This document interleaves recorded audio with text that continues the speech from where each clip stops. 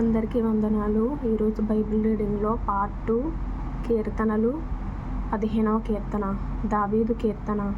యెహోవా, నీ గుడారములో అతిథిగా ఉండదగిన వాడెవడు? నీ పరిశుద్ధ పర్వతము మీద నివసింపదగిన వాడెవడు? యథార్థమైన ప్రవర్తన కలిగి నీతిని అనుసరించుచు హృదయపూర్వకముగా నిజము పలుకువాడే. అట్టివాడు నాలుకతో కొండెములాడడు, తన చెలికానికి కీడు చేయడు, తన పొరుగు వాని మీద నింద మోపడు. అతని దృష్టికి నీచుడు అసహ్యుడు. అతడు యెహోవాయందు భయభక్తులు గలవారిని సన్మానించును. అతడు ప్రమాణము చేయగా నష్టము కలిగినను మాట తప్పడు.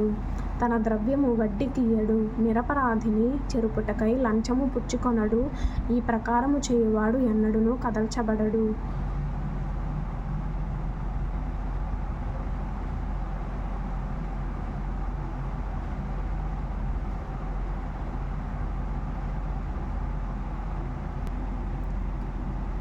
ఇప్పుడు మత్తయి సువార్త 15వ అధ్యాయం నుండి. ఆ సమయమున యెరూషలేము నుండి శాస్త్రులను పరిసయ్యులను యేసునొద్దకు వచ్చి, నీ శిష్యులు చేతులు కడుగుకొనకుండా భోజనము చేయుచున్నారే, వారెందు నిమిత్తము పెద్దల పారంపర్యాచారమును అతిక్రమించుచున్నారని అడిగిరి. అందుకాయన, మీరును మీ పారంపర్యాచారము నిమిత్తమై దేవుని ఆజ్ఞను ఎందుకు అతిక్రమించుచున్నారు?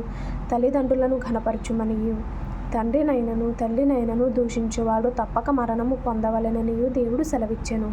మీరైతే ఒకడు తన తండ్రినైనను తల్లినైనను చూచి, నా వలన నీకేది ప్రయోజనమగునో అది దేవార్పితమని చెప్పిన ఎడల అతడు తన తండ్రినైనను తల్లినైనను ఘనపరచనక్కరలేదని చెప్పుచున్నారు. మీరు మీ పారంపర్యాచారము నిమిత్తమై దేవుని వాక్యమును నిరర్థకము చేయుచున్నారు. వేషధారులారా, ఈ ప్రజలు తమ పెదవులతో నన్ను ఘనపరచుదురు గాని వారి హృదయము నాకు దూరముగా ఉన్నది. మనుష్యులు కల్పించిన పద్ధతుల దైవోపదేశములని బోధించుచు వారు నన్ను వ్యర్థముగా ఆరాధించుచున్నారు అని యెషయా మిమ్మును గూర్చి ప్రవచించిన మాట సరియే అని వారితో చెప్పి జనసమూహములను పిలిచి, మీరు విని గ్రహించుడి. నోట పడునది మనుషుని అపవిత్రపరచదు గాని నోట నుండి వచ్చునదే మనుషుని అపవిత్రపరచునని వారితో చెప్పెను. అంతటా ఆయన శిష్యులు వచ్చి, పరిసయ్యులు ఆ మాట విని అభ్యంతరపడిరని నీకు తెలియనా అని ఆయనను అడుగగా, ఆయన, పరలోకమందున్న నా తండ్రి నాటని ప్రతి మొక్కయు పెళ్ళగింపబడును. వారి జోలికి పోకుడి. వారు గ్రుడ్డివారయ్యుండి గ్రుడ్డివారికి త్రోవ చూపువారు. గ్రుడ్డివాడు గ్రుడ్డివానికి త్రోవ చూపిన ఎడల వారిద్దరూ గుంటలో పడుదురు గదా అనెను. అందుకు పేతురు, ఈ ఉపమాన భావము మాకు తెలుపుమని ఆయనను అడుగగా, ఆయన, మీరును ఇంతవరకు అవివేకులై ఉన్నారా?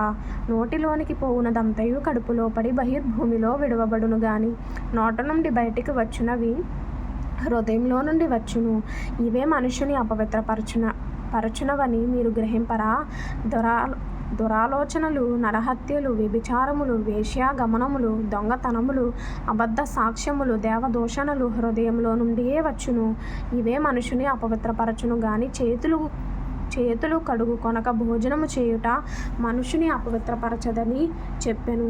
యేసు అక్కడ నుండి బయలుదేరి తూరు సీదోనుల ప్రాంతంలోకి వెళ్ళగా, ఇదిగో ఆ ప్రాంతముల నుండి కనాను స్త్రీ ఒకటి వచ్చి, ప్రభువా, దావీదు కుమారుడా, నన్ను కరుణింపుము, నా కుమార్తె దెయ్యము పట్టి బహు బాధపడుచున్నదని కేకలు వేసెను.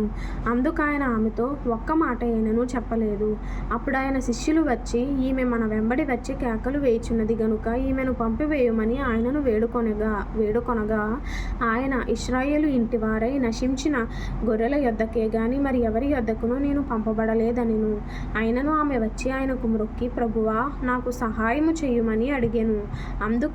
అందుకాయన, పిల్లల రొట్టె తీసుకొని కుక్క పిల్లలకు వేయుట యుక్తము కాదని చెప్పగా, ఆమె, నిజమే ప్రభువా, కుక్క పిల్లలు కూడా తమ యజమానుల బల్ల మీద నుండి పడు ముక్కలు తినును గదా అని చెప్పెను.